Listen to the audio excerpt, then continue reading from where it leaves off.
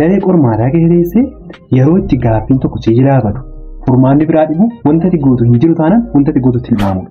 Tilmaamuun kan kanaaf taanaan based guessing strategy yookiin immoo bifa sirrii ta'een bifa correct ta'een tilmaamuu akkamitti dandeenya kan jedhu viidiyoo kana keessatti waliin ilaalla. Amma xumura viidiyoo kanaatti na waliin tura. Dubbii keenya irratti subscribe naan godhi ilaalaati. Subscribe godhaa. Inni jalqabaa elimination method. Elimination methodini maal gochuudha? Always remove obviously wrong choices. Choiceewwan yookaan filannoowwan wrong ta'an kanneen beekamaa ta'an keessaa hir'isaa deemu. Kana jechuun filannoo afurtu jira jedhu fakkeenyaaf. Filannoo afur jiru keessaa filannoon tokko dirqama yookaan immoo tokko lama jechuun kan beekamu jechuun akka inni sirriin ta'an yookaan dhimma dubbatamaa jiru wajjin kan waliin qabanne akka ta'e ni beektu. Isa akkasii keessaa eliminate gootu jechuudha yookaan immoo keessaa hir'istu jechuudha. Ergasii isin filannoo sana carraa deebii sana argachuu maal gochaa deemtu? Ol kaasaa deemtu jechuudha. Therefore, the first strategy is elimination method or to eliminate the wrong answer. Wrong kan jettanii yaaddanu yookaan wanti sun sirrii miti jettanii kan yaaddanu maal gochuudha? Keessaa hir'isuudha jechuudha. The second one is pattern recognition. Patternii sana yookaan immoo haala qormaataa hubachuu. Pattern gaafa jennu akkaataa qormaanni ittiin barreeffamu ta'uu danda'a, akkaataa taa'umsa qormaataa ta'uu danda'a kana hubachuu. For example, yeroo baay'ee filannoo keessatti deebiin dheeraadha yoo ta'e, inni dheeraan deebii ta'a. Kana jechuun gas gochaa jirtu yoo ta'e, laala inni dheeraan deebiidha jechaa hin jiran. Gas gochaa jirtu yoo ta'e, yoo isin hirkaaf dheeraa ta'e, waan gootan hin qabdan yoo ta'e, deebii yeroo baay'ee barsiisaan maal godhaa? Deebii kan ta'uu fi explanation yookiin immoo ibsa bal'aa kenna jechuudha. Kanaafiyyuu filannoo keessatti kan deebii sirrii ibsisaa yeroo baay'ee usually kan jedhu afaan Ingiliffaatiin yeroo hunda miti kun. Beektu taanaan kan beektan direct guutuudha. Hin beektan taanaan garuu tilmaama kan isin guutuun isa kamidha? Isa filannoon isaa baay'ee dheeraa ta'e hunda keessaa. Inni filannoon isaa baay'ee dheeraa ta'e maybe it can be the answer or the correct answer. Deebii sirrii ta'uu kan danda'u isa sanadha jechuudha. Inni kan biraan pattern recognition keessatti maayila opposite answer. Amma fakkeenyaaf filannoo keessatti jechuudha. Filannoo keessatti amma fakkeenyaaf A fi B irra wantoonni jiranuu waliif oppositeidha yoo ta'an. Wanti biraa immoo keessa jira kan biraa ta'e. A'n extreme jedha. B'n immoo high jedha. C'n immoo low jedha. D'n immoo medium jedha jennee fudhatu. Yeroo kana eenyutu waliif oppositeidha filannoo kana keessa high'dhaa fi low qofa naaf fudhadha. Akka opposite hubachiisuu barbaadetan. Kanaafiyyuu as keessatti wantoonni waliif opposite ta'an sirriitti waliif faallaa ta'an eenyu fayyadanii high'dhaa fi low'dha jechuudha. Mediumii walakkaa.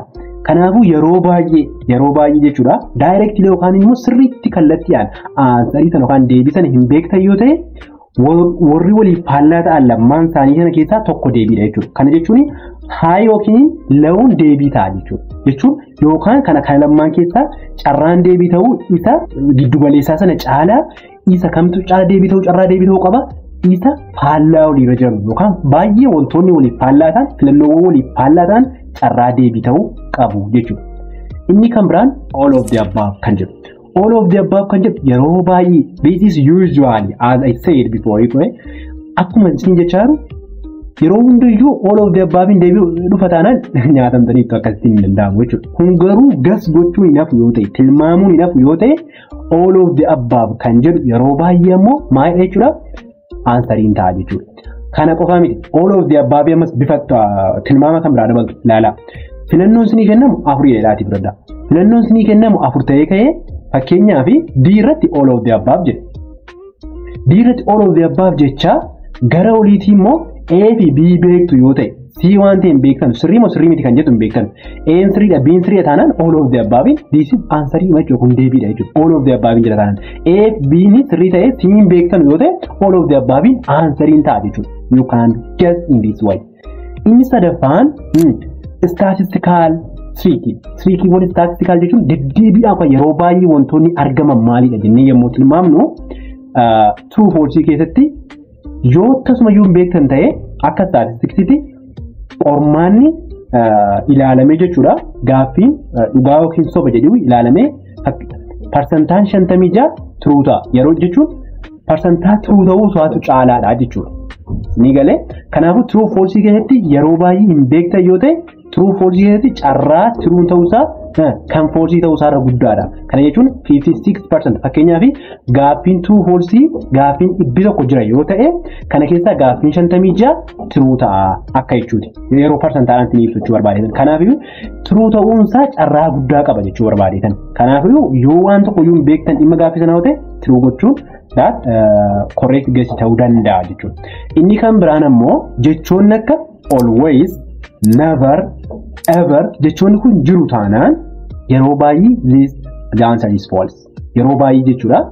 Jechoonni akka always jedhee keessa jira taanaan tasumayyuu yeroo hundayyuu jechoonni akkasii true false dhufu taanaan yeroo baay'ee maal godhu jechuudha?